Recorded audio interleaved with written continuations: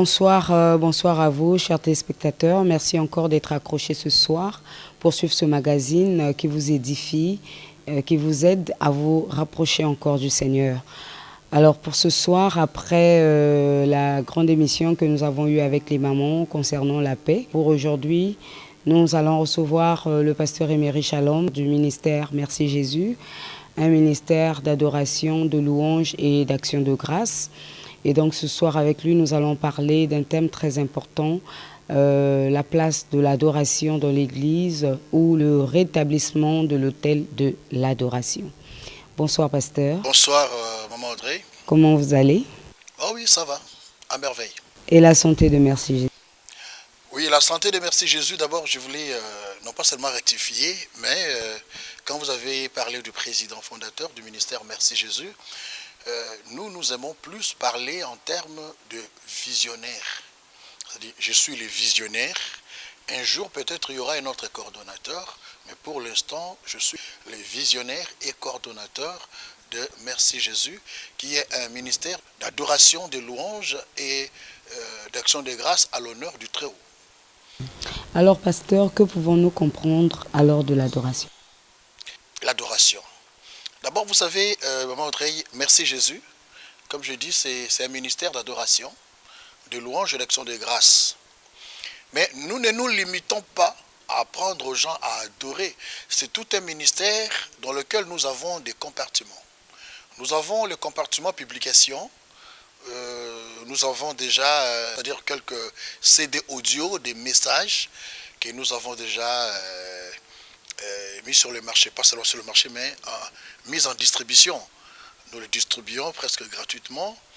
Et il y a des livres qui sont déjà faits prêts, mais nous avons besoin des éditeurs.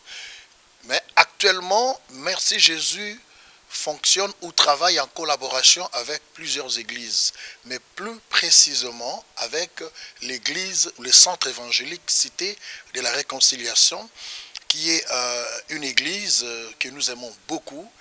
Et là, nous travaillons comme pasteurs, enseignants. Et Dieu merci parce que dans le cadre de Merci Jésus, nous avons pu former une grande équipe de modérateurs, des prédicateurs. Et nous sommes en train de booster les frères et sœurs à travailler pour leur Dieu. Donc la santé de Merci Jésus, je dirais que c'est vraiment excellente pour l'instant. Je pense qu'on aura bien l'occasion de recevoir ces bien-aimés qui sont donc les fruits de ce grand ministère que le Seigneur vous a confié. Alors donc je reviens encore parce que la question n'a pas été bien claire. L'adoration, c'est quoi exactement? Bon, chez nous, dans notre ministère, nous avons compris l'adoration comme étant l'expression profonde. Okay? C'est-à-dire chacun de nous a sa manière à lui de concevoir les choses. Mais par rapport à l'adoration, c'est une expression profonde et sincère de l'amour que l'homme peut exprimer à celui qui l'a créé. Par rapport à ce qu'il est, par rapport à ce qu'il a fait, tu ne peux pas adorer Dieu ne sachant pas qui il est. Voilà pourquoi nous disons toujours, ne peut adorer Dieu que celui qui connaît Dieu et celui qui connaît aussi ses principes. Donc tu ne peux pas adorer Dieu. Vous savez, l'adoration, aujourd'hui, il y a beaucoup de gens qui confondent l'adoration au chant.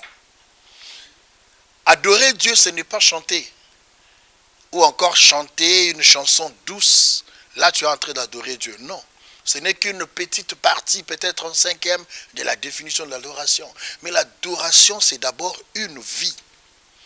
Vous savez, si nous lisons dans Exode chapitre 5, à partir du premier verset, nous allons comprendre que Dieu a donné l'ordre à Moïse de faire sortir les enfants d'Israël de l'Égypte.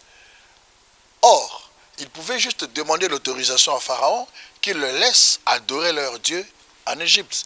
Mais Dieu voulait qu'ils sortent de l'Égypte afin d'aller dans les déserts. Et c'est là qu'ils devaient rencontrer l'Éternel et l'adorer.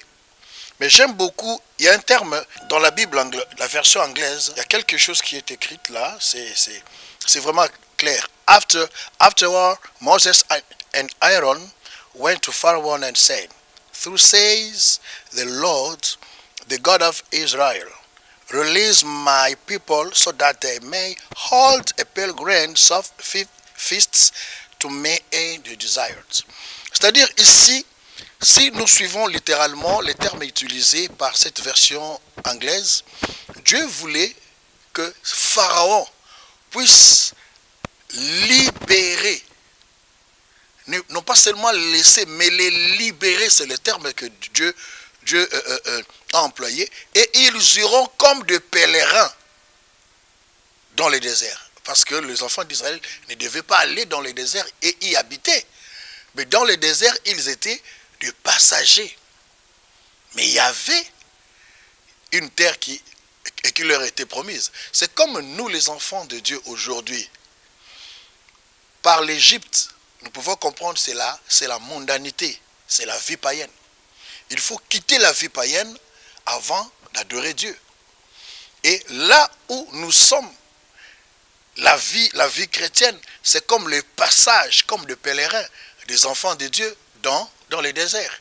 Mais leur visée, c'est-à-dire que leur destination était la terre promise. Or, la terre promise pour nous, c'est la vie éternelle. Donc, en entendant, à partir du moment où tu quittes la vie païenne, en attendant que tu puisses hériter de la vie éternelle, c'est-à-dire arriver à devenir comme héritier du trône, nous avons un temps où nous devons adorer Dieu. Mais c'est ces temps-là où nous sommes aujourd'hui que les enfants de Dieu doivent comprendre ce que réellement nous devons faire. C'est vrai, exprimer sincèrement ou profondément ce qu'on connaît, ce qu'on ressent par rapport à la divinité, oui, mais comment le faire? Ça aussi, c'est notre problème. Voilà pourquoi le ministère, merci Jésus, nous donnons des formations par rapport à cela pour amener les enfants de Dieu à quitter le monde de l'ignorance et de la confusion. Alors, comment est-ce que nous devrions donc adorer le Seigneur dans nos églises? Oui, j'ai béni Dieu parce que je sais qu'il y a beaucoup de gens qui nous suivent et surtout que la DRTV est suivie partout. Une fois, je suis passé sur cette chaîne, j'ai reçu des remarques de gens qui m'ont appelé, même de Matadi, de la Côte d'Ivoire et aussi de la France. Il y a beaucoup de gens qui nous ont fait des remarques. Voilà pourquoi j'ai préféré, je sais que Molongi, c'est une émission bilingue, français et lingala, mais je voulais plus répondre à votre question, disons, comment adorer Dieu. Mais est-ce que je peux parler un peu en lingala, c'est que je vais dire par rapport à la définition. C'est-à-dire que adorer Dieu, to ko adorer Nzambe, ezali ko bimisa oyo e bombama kati na motema, mena bosolo, parce que le jour où tango Yesu Masia akutanaki na la femme samaritaine, parce que pour na biso ko comprendre adoration et bandaki mingi na lisolo wana entre la femme samaritaine na Yesu Masia. Tango bazalaki ko solola, nde to sosolaki et sikanini, parce que la femme samaritaine qui était païenne pour na bango ko adorer Nzambe zalaki selon ndenge bokoko na bango esengaki komata na ngomba. Mais nzoka Yesu Masia atalisaki eke oyo oza na ye oyo kutani na pui ya nini, na pui ya mai. Ce n'est pas pour rien. Moi c'est sengelaki ba ke nozwa pona Isaac et sengelaki ba kuta ye na pui ya mai. Et même Jacob pour kutana na mwasi ezalaki na pui ya mai. Donc pui ya mai est très symbolique.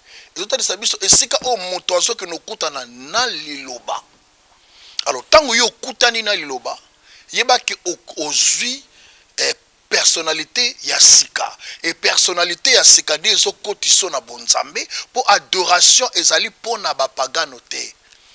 Adoration ezali kama ba pagano te. Adoration ezali d'abord faut okota na kibonzambe do obima na mondanité na paganisme na Égypte okota dans désert où ils ont le chemin, il y a pèlerinage, pour yo, nangai ba pèlerin dans le Seigneur, et nzilango, il y a pèlerinage, ils ont même biso na vie éternelle. Donc, ndé le lingue wana to comprendre au dolobi adoration. Mais je voulais dire d'abord l'adoration, et maman Audrey, vous savez, tant que sur l'adoration, les Français est un peu pauvre par rapport à des termes d'origine qu'on employé au bassin de recherche ou d'origine na hébreu, topé na grec. Adoration, c'est le adoration. Mais or, ils ont une adoration pour Nzambe, ils ont une adoration pour Mokili. C'est comme ce que nous terme hébreu, adoration, c'est avoda. Or, avoda, littéralement, tozo ko traduire par c'est prosterner. C'est prosterner. Bon, or, ce que total c'est prosterner, ils ont tiré origine na grec. En grec, balobi proskuneo. Or, proskuneo, ils allaient exprimer respect par la moto. Parce que c'est prosterné, ils allaient par rapport à respect. Donc, en fait, c'est pas que la position. Mais il faut que attitude à moté m'appelle. Voilà. Yango moi na Bible balobi, l'heure est venue où les vrais adorateurs adoreront le Père en esprit et en vérité. Il faut que l'expression soit à la sincérité. L'adoration c'est une expression profonde et sincère. Il y a bolingo mutazo talisa et pas in Nzambe. Alors tant que lobby avoda dans hébreu ou les autres talisa ou les autres qui sa adoration, mais total les sous kana hébreu bazo talisa biso avoda Elohim, c'est-à-dire l'adoration destinée au Dieu véritable. Mais quand on a eu avoda zara, ou ezali adoration destinée na ba Dieu étranger, na ba Dieu étranger. Et ba tali sibiso lisusu avoda elilim, ou ezali adoration adressée na ba zamba mike, topé na ba image. Et ça na ba tumsu lelo bazo ko adorer nzete. Et ça, il faut adorer croix. Il faut adorer photo ya moto. C'est-à-dire les images. Les gens ont même des images animées. Ils faut adorer yango. C'est ça, na hébreu babengi yango avoda elilim.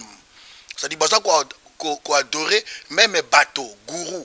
C'est-à-dire chef spirituel, il y a secte. Bateau bakomi ko adorer. Bakomo fuka maliboso na même banana ye.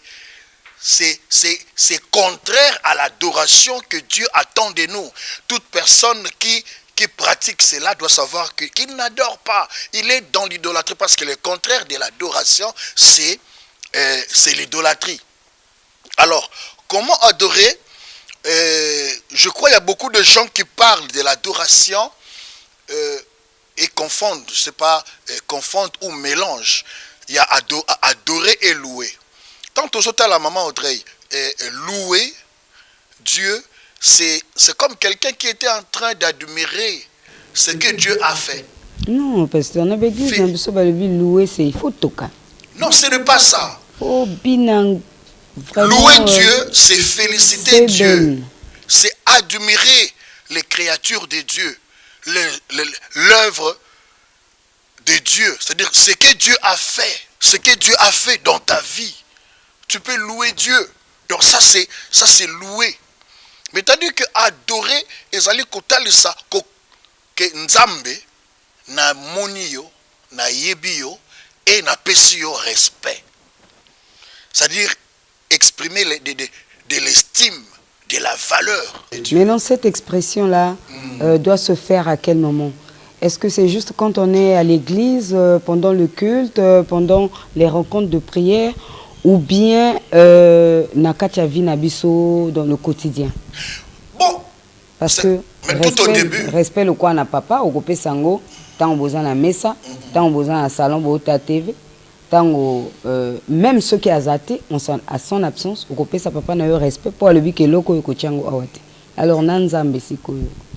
Non, mais en fait, c'est là où je reviens à ce qui s'est passé entre la femme samaritaine et Jésus. La femme samaritaine, tout le balelo azaki réglo. C'est-à-dire, azosala oyo balakisa ye, que Nzambe bako adorer kaka na ngomba. Or, quand tu deviens dans les seigneurs, tu es habité par l'esprit. C'est l'esprit de la liberté. On n'adore pas seulement Dieu parce qu'on le voit. On adore Dieu partout.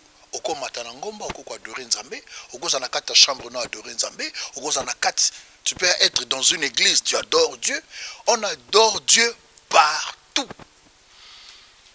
Mais je voulais revenir un peu là où vous avez parlé à la question que vous m'avez posée sur le comment. Comment peut-on adorer Dieu? Parce qu'aujourd'hui, les gens pensent que quand tu chantes Alléluia, Amen, Amen, Alléluia, Amen, et là, c'est adorer Dieu. Tandis que, et si tu dis, par exemple, si tu chantes, par exemple, il est bon de louer Dieu, Alléluia. Là où moi vous chantez, vous sautez, c'est ça louer. Non. Louer ou adorer, c'est dans les contenus. Louer, c'est quand vous glorifiez Dieu par rapport à ce qu'il a fait. Vous admirez la grandeur de Dieu au travers de ses créatures. Ça, c'est louer Dieu. Adorer Dieu. C'est-à-dire, c'est les deux termes. Adorer ou louer, la différence, c'est sur le plan thématique. Mais sur le plan forme, non. Parce que vous pouvez adorer Dieu avec une chanson fortement cadencée. Oh, bozobina, mais bozo quoi adorer Nzambe. Voilà pourquoi j'aime que les gens comprennent seulement l'adoration, c'est quoi, la louange, c'est quoi. Mais quand on se met Mais dans la pratique, c'est là où... Oui, dans la pratique, je n'aime pas trop faire cette différence. Parce que adorer et louer, si seulement ça s'adresse à Dieu, ça ne pose pas de problème. Parce que ça se confond facilement. Voilà pourquoi moi j'aime plus parler de temps de louange et d'adoration.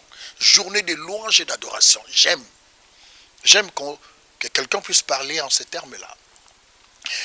Et il y a beaucoup de gens qui pensent que c'est seulement adorer Dieu seulement quand vous chantez. Non, pas seulement quand vous chantez. Vous savez, il y a un terme, je vais prendre quelques termes hébreux, justement qui nous donnent des différences, qui nous permettront de bien comprendre c'est quoi l'adoration. Dans Hébreu, par exemple, quand on parle de Teïla, c'est adorer Dieu par les chants. Vous adorez Dieu par les chants. Et généralement, nous avons les systèmes de gospel, de chorale, où on peut chanter, on adore Dieu sans même qu'il y ait d'instruments. Il peut y avoir d'instruments ou pas, mais seulement avec les chants. C'est comme les styles de l'église protestante. Ils ont souvent ces styles-là. C'est-à-dire, c'est les Teïla. C'est-à-dire, vous tenez plus compte du chant. Alors, quand tu tiens compte du chant, c'est-à-dire que tu vois ce qui est chanté. On cherche à tenir compte de ce qui est chanté. Ce qui est chanté doit répondre aux exigences de l'adoration. Là, on parle de Teïla. Là, c'est Teïla. Alors, en hébreu, toujours, quand on parle de Shabbat, c'est quand, par exemple, les enfants d'Israël ont quitté Égypte. Ils ont traversé la mer Rouge. Quand Myriam appelle les femmes, venez, nous allons chanter. Ça, c'est le Shabbat. C'est-à-dire qu'ils ont commencé à chanter en poussant des cris de joie. Quand les gens chantent en poussant des cris de joie, ils sont en train de sauter, c'est-à-dire qu'en criant d'une voix forte. C'est ça le Shabbat. C'est aussi une adoration. C'est toujours adorer. Vous pouvez adorer juste en poussant des cris de joie. Alléluia! Tout ça, c'est... Et vous pouvez, quand vous criez, c'est en chantant. Et en acclamant aussi. C'est-à-dire, ça démontre que ces gens-là viennent de parcourir, de passer une expérience. Ils ont expérimenté la puissance de Dieu, la présence de Dieu dans leur vie et ils ont vu quelque chose.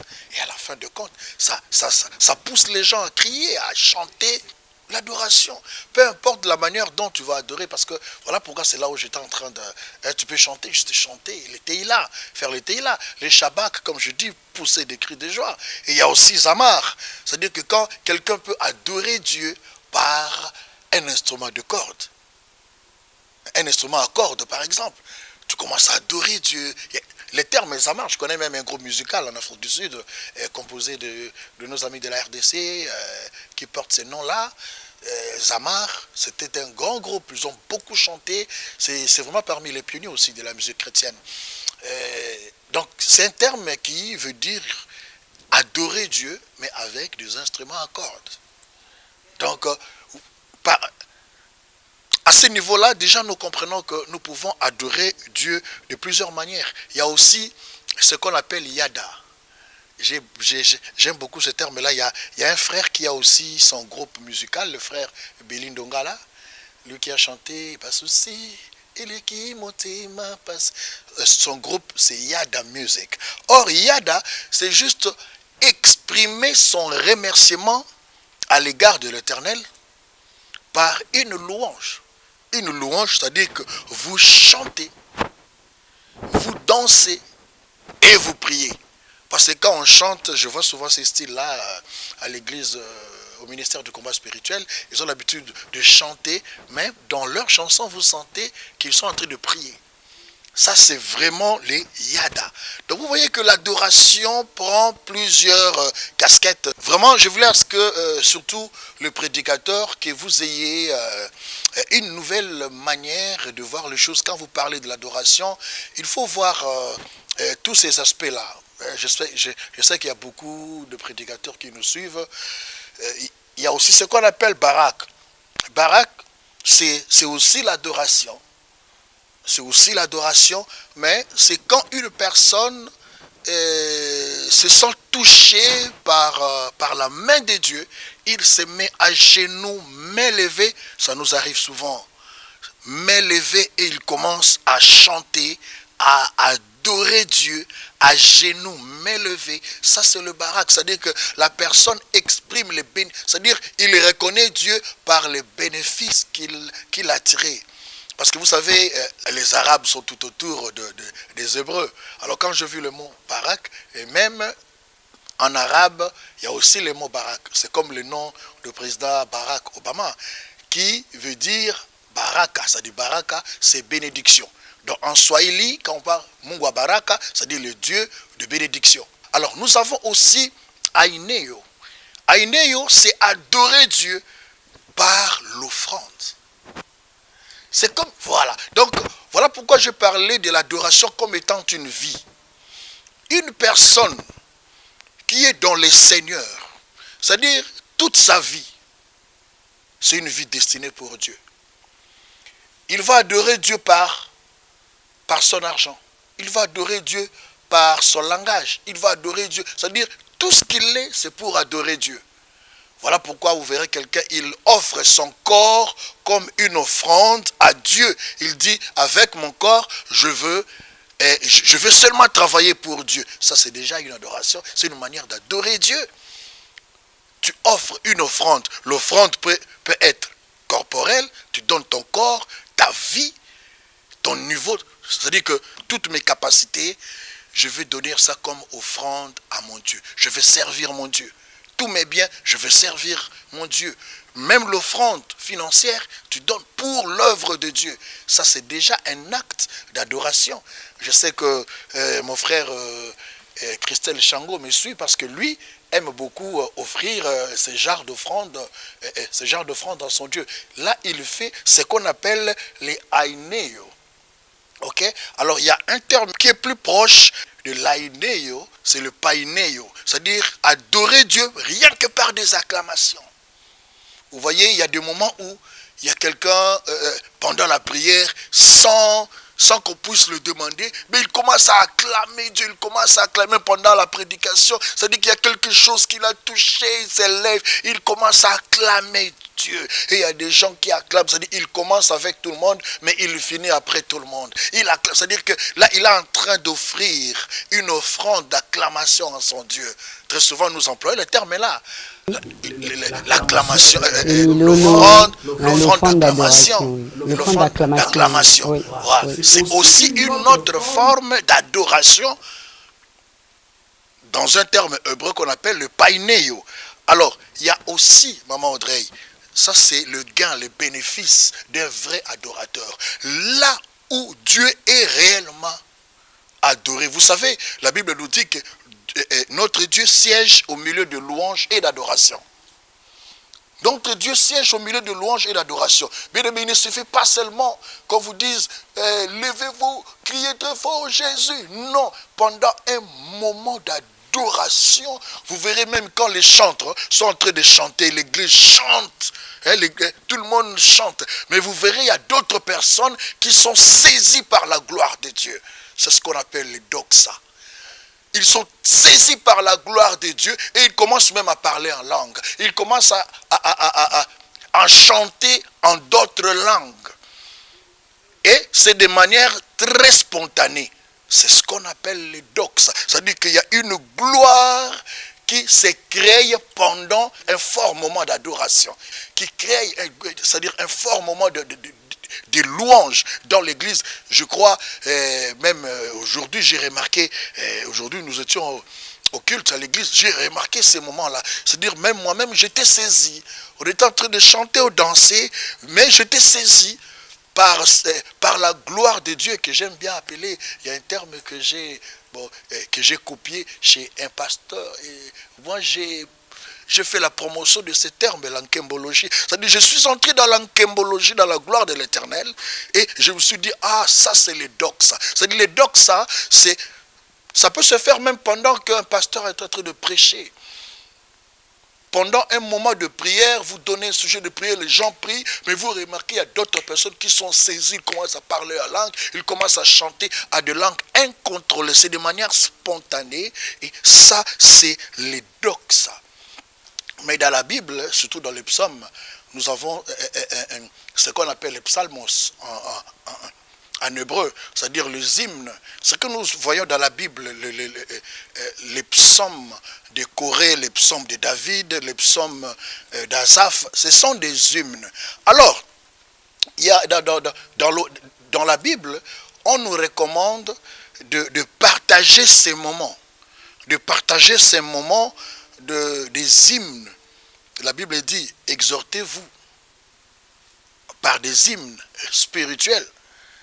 Et c'est là où les anglophones utilisent le terme fellowship, c'est-à-dire c'est rassembler en frères et sœurs, 2, 3, 4, et vous passez des moments d'échange, de grâce. Vous partagez autour de la parole de Dieu, vous commencez à prier, l'un prie pour l'autre, c'est-à-dire ces moments-là de fellowship, il y a aussi un temps d'adoration qui s'exprime par là, parce que moi je veux prier pour toi, moi je veux partager avec vous un cantique d'adoration, les psalmos, c'est que même le grec appelle, ils appellent ça comment, pneumakos deo, c'est-à-dire que les cantiques spirituels, les chants spirituels, parce que le pneuma, c'est l'esprit, hein, c'est le suffixe grec qui signifie esprit. Alors, ces temps-là où les enfants de Dieu, comme la Bible dit, là où 2 ou 3 sont unis pour la gloire de l'Éternel, Dieu est là, parmi eux. Donc ça répond à ce que la Bible dit encore, que Dieu siège au milieu du louange et d'adoration. C'est-à-dire, quand vous êtes, vous partagez un moment de fellowship, c'est que les latins appellent les convivium, mais en latin, quand on parle de convivium, c'est aussi un moment de rassemblement en petits groupes, mais ils voient plus l'aspect nourriture. C'est-à-dire que vous allez vous rassembler, mais à la fin, il faut qu'il y ait quand même le partage de repas. Mais c'est toujours le fellowship. Parce que le fellowship, vous pouvez vous rassembler, vous faites le partage autour de la parole de Dieu, vous priez, vous chantez, et vous pouvez clôturer ces moments de fellowship en mangeant. Donc ça rejoint toujours cet aspect des choses. C'est-à-dire que l'adoration est vaste. Vous pouvez organiser même ce qu'on appelle l'agapé. L'agapé, quand les gens se rassemblent sincèrement. Parce que vous savez, même quand nous venons à l'église, il y a d'autres personnes qui ne viennent pas pour Dieu. Il a acheté une belle costume, il a acheté une belle chemise, un nouveau pagne. Il dit, le dimanche là, je ne veux pas rater l'église. C'est-à-dire, il veut montrer aux gens son nouveau vêtement. Peut-être que le vêtement est à la mode, ça passe à la télé. Il dit, je vais montrer aux gens que moi aussi j'en ai déjà. Une nouvelle montre, des bijoux sophistiqués. Il y a des gens qui viennent pour ça. Or, l'objectif la raison primaire qui doit nous amener à l'église doit d'abord être d'aller écouter la parole de Dieu. Parce que c'est la parole de Dieu qui nous amène à connaître la lumière, c'est-à-dire avoir la lumière, connaître comment marcher avec Dieu. Même pour bien adorer, il faut d'abord écouter la parole. Parce qu'en écoutant la parole, que tu connaîtras Dieu, que tu connaîtras le principe divin. Alors, pasteur, quelle est alors la place de l'adoration dans le culte? Bon, la place de l'adoration dans le culte, j'ai une prédication que j'ai mise sur CD. Les titres de ces messages, c'est « Quel évangile pour l'église d'aujourd'hui ?» Et dans ces messages, j'ai dit quelque part qu'il y a beaucoup de gens qui négligent les thèmes comme... il y a beaucoup de pasteurs, de prédicateurs qui négligent des messages tels que sur la repentance, sur le salut. Il y a des choses comme ça. Il y a des églises où de tels messages n'existent plus, où on nous prêche aux gens que vous serez bénis, vous deviendrez prospères, et on ne sait pas que personne ne peut marcher avec Dieu en étant loin d'une vie de sanctification et de consécration. C'est-à-dire la place de l'adoration dans une église dépend de l'atmosphère qui règne dans cette église. Quel est le message prêché? Non, en fait, nous voyons d'abord l'église locale. Nous voyons l'église locale. Justement, la personne qui met les seaux dans une église locale, c'est le conducteur. Alors, qu'est-ce que le conducteur a placé comme programme? Parce qu'il y a des églises, et maman, nous pouvons parler même d'une église locale, mais nous devons savoir. J'étais plusieurs fois suivi, prêcher, parler de cela. L'église n'est pas l'église du pasteur. L'église n'est pas l'église d'un homme. Vous savez, il y a d'autres, nous à l'école biblique, quand un prédicateur prêche, c'est vrai, devant lui, il y a l'assemblée. Mais il y a aussi sa personne physique. C'est-à-dire, il se prêche aussi lui-même. Alors qu'aujourd'hui, nous avons des serviteurs de Dieu qui ont des prédications taillées sur mesure. Il sait que je ne peux pas prêcher sur ça, sinon les gens vont me pointer du doigt, ah, lui-même aussi est dans ça. Non, tu dois prêcher ces messages parce que toi-même, ça va t'aider. Il ne faut pas prêcher quelque chose de dire, ah non, si je prêche ces messages ici, il y a tel ou tel frère qui ne seront pas d'accord et qui vont fuir l'église. Je remarque souvent ces défauts chez les évangélistes et des fois aussi chez les pasteurs. Mais les enseignants, les apôtres n'ont pas honte parfois de larguer ce genre de messages. Donc, l'adoration doit être au centre, étant donné que c'est Jésus-Christ qui est au centre de l'église. Donc, une église qui ne prend pas assez du temps pour amener le peuple de Dieu dans l'adoration, c'est une église qui ne veut pas amener le peuple de Dieu dans la présence de Dieu. Parce que l'adoration, c'est la présence de Dieu. Donc il faut amener le peuple de Dieu dans l'adoration. Vous ne pouvez pas vous réunir dans un culte, même d'une heure du temps, et ne pas avoir un moment d'adoration. C'est impossible. L'adoration, c'est-à-dire que laisser le peuple de Dieu se libérer sous la conduite du Saint-Esprit. Non pas des chantres, mais sous la conduite du Saint-Esprit. Ça peut être le modérateur qui conduit, ça peut être le chantre ou même le pasteur lui-même, mais c'est le Saint-Esprit en eux qui conduit l'adoration. Pasteur, c'est trop compliqué, hein, parce que dans nos églises actuellement, ce sont les chantres qui s'occupent de l'adoration. Bon, l'adoration, c'est, vous voyez, c'est une commission, quoi. C'est une commission comme le protocole et tout. Bon, ils n'ont qu'à se débrouiller, à faire le planning des cantiques et tout. Bon, des fois, ils ne sont même pas suivis par le pasteur. C'est comme on dirait, une intermède musicale, juste. Maman André, est-ce que cela ne constitue pas un danger?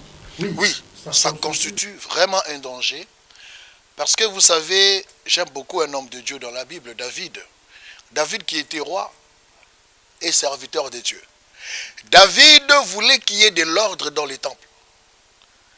David a remis de l'ordre dans les temples et là où il a mis plus l'accent, c'était dans les domaines du chant. Il dit, vous chantez, vous jouez aux instruments de musique, mais il faut apprendre la musique. Alors ceux qui devaient travailler dans l'église, dans les temples comme chantres, ne pouvaient être que des Lévites, c'est-à-dire des Gershonites, des Kéatites et des Mérarites. Alors il dit, il faut que, comme ils entraient au service autour de 18 ans, à l'âge de 18 ans, il dit, j'aimerais que ces enfants soient formés dès l'âge de 8 à 10 ans. Qu'ils soient formés et à 18 ans, ils vont entrer au service. Alors, il avait choisi de 8 à 18 ans ou de 8 à 10 ans? Non, 8 à 10 ans, okay. C'était des enfants qu'on recrutait. On peut recruter un enfant à partir de 8 ans ou à partir de 10 ans. Mais ils suivaient maintenant la formation jusqu'à 18 ans. Donc la formation était de 10 à 8 ans. Hein, si on peut bien faire le calcul. Alors, ils étaient formés à l'époque, si nous lisons dans 2 Chroniques 25, il a choisi 3 professeurs de musique. Il y avait Asaph, Jeduthun et Herman. Les 3 ont donné la formation. Ils avaient la charge de former. Et si vous lisez les psaumes, il n'y a pas que les psaumes de David. Il y a aussi les psaumes de Jeduthun, il y a aussi les psaumes d'Asaph, il y avait aussi les psaumes de Corée. Donc ces professeurs-là ont aussi écrit des psaumes qui sont repris dans la Bible. Okay? Donc, il faut aimer la formation. Moi, je pense que les conducteurs, les pasteurs qui nous suivent aujourd'hui doivent chercher des formateurs. D'abord, on ne peut pas chanter comme on peut. On ne peut pas chanter comme on peut. Il faut qu'il y ait quand même de l'ordre. Former. Et comment chanter, comment jouer aux instruments de musique. Et aussi donner une formation spirituelle. Comment être aguerri dans les seigneurs. J'aime beaucoup les anglophones qui sont vraiment très avancés dans ce système d'encadrement et d'enseignement. Et je bénis Dieu pour m'avoir permis de passer par de telles formations. Parce que je suis aussi formé comme chantre. J'ai, dans ma vie, dans mon ministère, j'ai aussi encadré pendant plusieurs années un grand chœur. Je sais que jusqu'à aujourd'hui, ces grands chœurs-là, mes enfants là, me regrettent toujours, mais Dieu seul sait, j'aurai toujours le moment pour aller même 2-3 jours à l'espace même de 6 mois, les former, les transmettre la grâce.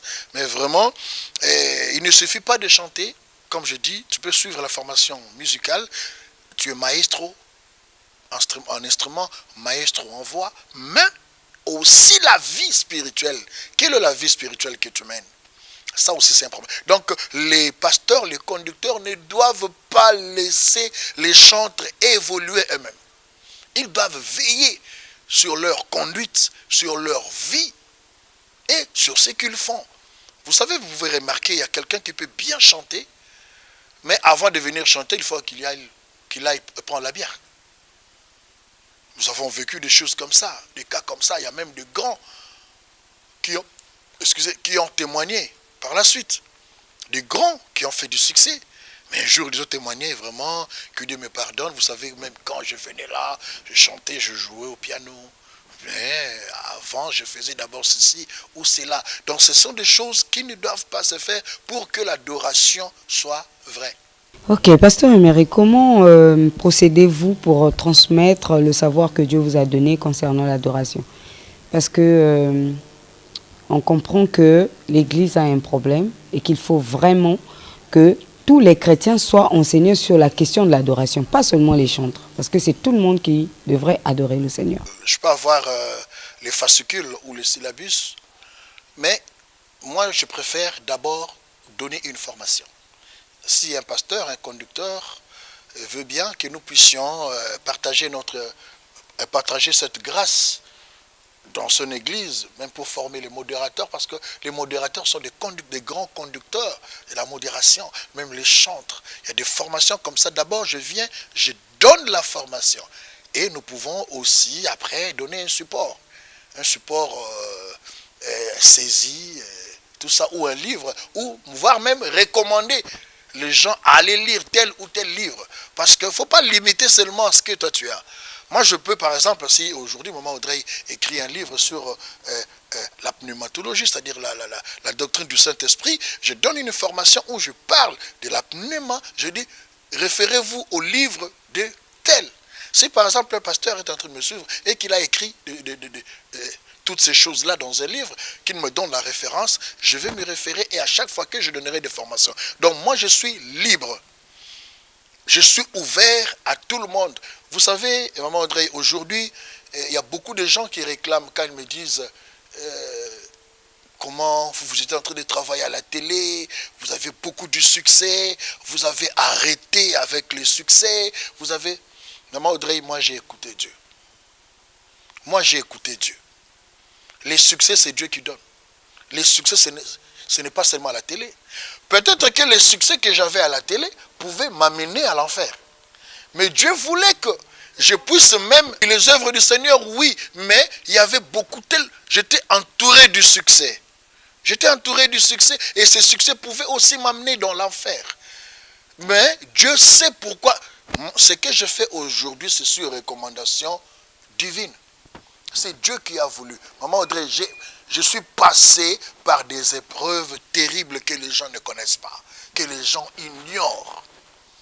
Ceux qui le savent, mais je suis passé par des réalités et Dieu m'a dit, je veux te voir à l'œuvre. Parce que j'ai suivi des formations.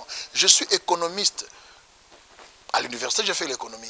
Par après, je suis parti faire la communication audiovisuelle. C'est ce qui m'avait amené à la télé.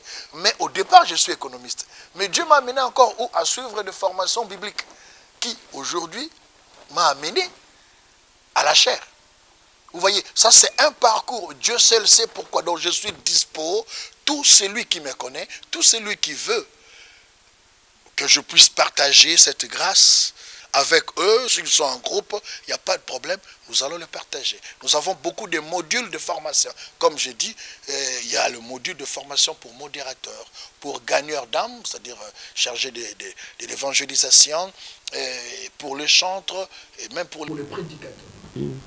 Ok, pasteur, on va revenir à vous tout à l'heure pour une exhortation. Nous tenons à remercier tous ceux qui nous soutiennent, nous encouragent. Merci à maman Madeleine Dapassa qui nous a envoyé ses SMS pour nous soutenir.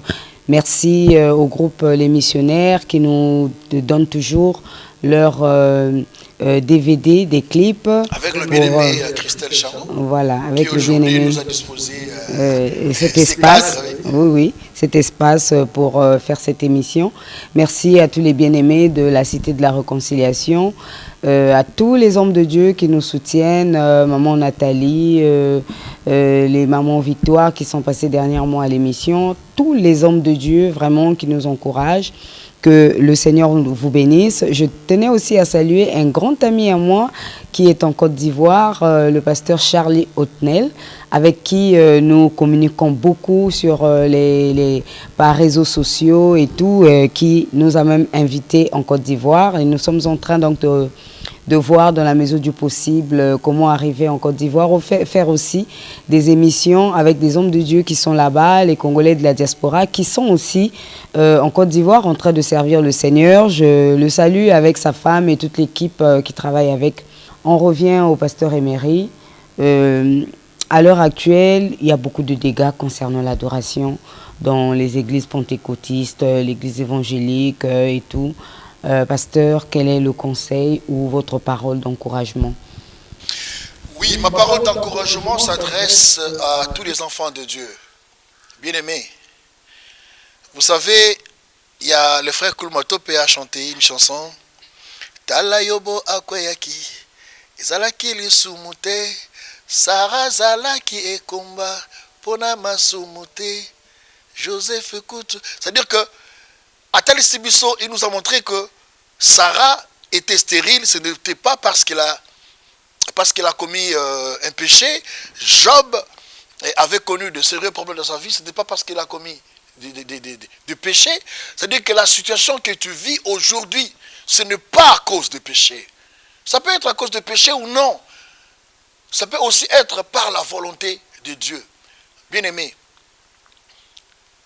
la suite de cette phrase, devant toute circonstance dans ta vie, il faut rendre grâce à Dieu.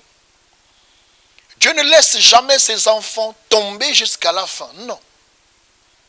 Dieu parfois nous fait passer par des épreuves pour voir si réellement nous lui appartenons toujours. Si réellement nous sommes toujours de lui. Dieu n'abandonne jamais tes enfants. Je ne sais pas quel est ton problème aujourd'hui. À quel niveau tu te trouves? Quel est le message que tu as reçu? Quel genre de message que tu reçois tous les jours? Là où tu vas, c'est-à-dire dans ton église locale.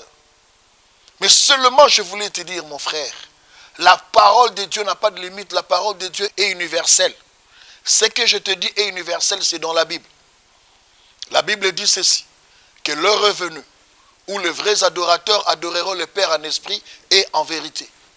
Il faut adorer le Père en esprit et en vérité. C'est-à-dire que n'adore pas une image. Enlève les chaînettes qu'on vous donne. On t'a donné des chaînettes, on t'a donné des chapelets, on t'a donné des croix pour adorer. Le matin, quand tu te réveilles, tu prends ça, tu te donnes bisous. À un objet comme ça. Devant un morceau de bois, tu t'agenouilles. Tu adores le morceau de bois. Tu adores le plastique. Les œuvres d'art faites avec du plastique. Tu adores les hommes. Devant un homme, tu t'agenouilles. Bien-aimé, c'est l'idolâtrie. Ou bien tu ne connais pas la Bible. Ou bien tu ne veux pas obéir à Dieu. Aujourd'hui, je te dis, Dieu est jaloux. C'est dans la Bible. Dieu est très jaloux. Il n'aime pas partager sa gloire avec d'autres personnes. Quand vous vous agenouillez devant les gens pour les adorer, c'est contre la parole de Dieu. C'est l'idolâtrie. Arrêtez cela. Bien-aimé, n'attends pas que demain, que Dieu te donne quelque chose pour que tu puisses t'agenouiller et crier, oh Seigneur, merci parce que tu m'as fait ceci ou cela. Commence d'abord par rendre grâce pour le peu qu'il t'a donné. Vous savez, le peu là, c'est combien? C'est quoi? C'est le souffle de vie. Or, le souffle de vie n'a pas de prix. Tu peux tout acheter, mais pas le souffle de vie. Tu peux tout acheter, mais pas jamais le souffle de vie. Voilà pourquoi, mes frères et sœurs, je vous recommande, si vous avez l'habitude d'aller dans une église où Jésus-Christ n'est pas au centre de tous les messages, quittez cette église. Quittez cette église. Si vous allez dans une église où l'adoration n'a pas de place, les gens ne prennent pas assez du temps pour adorer Dieu. Bien aimé, c'est une église où on veut vous amener à la distraction. Il faut que le conducteur des églises puisse amener le peuple de Dieu dans sa présence. C'est comme nous avons lu ici dans Exode chapitre 5. Dieu avait recommandé à Moïse d'aller dire à Pharaon de libérer son peuple parce qu'il devait aller l'adorer, le célébrer. Le terme utilisé dans la majorité de versets françaises de nos Bibles, c'est aller célébrer Dieu. Alors, il ne pouvait pas célébrer Dieu en Égypte. Il devait quitter. Quitter, c'est quoi? C'est quitter le paganisme. Voilà pourquoi même quand vous adorez, attention mes frères, même avec des chansons que vous entonnez, évitez la mondanité. Il ne faut pas qu'on retrouve le monde dans l'église parce que vous voulez plaire à certaines personnes. Tu t'es inspiré d'un rythme qui fait la rage dans la musique mondaine et tu prends ce rythme, tu l'amènes à l'église pour chanter. Nous allons danser parce que, comme les gens disent, Mabine Euta na Lola et Satan a Ibaki Koiba. Mais attention, Eutaki na Lola, Satan a Ibaki. Mais Ibaki ba Mabina o tozo mona mususute. Non. Soka Ibaki. Oya ko Ibaki nango, ezayo ya mabe. Biso tika na oya be, to tikalaka na oya bien. Restons. Voilà pourquoi mes frères, il y a deux mots-clés que je te donne si tu veux être un bon adorateur. Tu dois mener une vie de consécration à l'Éternel et tu dois mener une vie de sanctification. Comment vous contactez, pasteur? Par téléphone oui, ou à pour me contacter l'église? d'abord l'église, comme je dis, le ministère Merci Jésus, c'est une église en mission. nous n'avons pas encore bâti une œuvre nous n'avons pas une église, mais nous collaborons. Présentement, je suis pasteur à Brazzaville, Wenze, 169 rue Abolo, entre les avenues de Char et la Tchémé. C'est là où je suis. Mon bureau, c'est toujours là-bas. Venez, mon bureau est là. Appelez-moi au 06 809 91 44. 06 809 91 44. Si vous êtes à l'étranger, commencez par le code du Congo, c'est 00242 06 809 91 44. Vous allez me joindre directement. Ok, voilà, nous sommes à la fin de cette émission. Merci beaucoup, Pasteur Emery, qui nous a beaucoup édifié. Aujourd'hui, nous sommes lundi, donc ce samedi 27, il y aura une marche. Alors, tous les chrétiens sont invités donc à cette marche. Alors que Dieu vous bénisse, que Dieu bénisse Maman Amédée, que Dieu bénisse tous ceux qui nous encouragent, les amis du Gabon.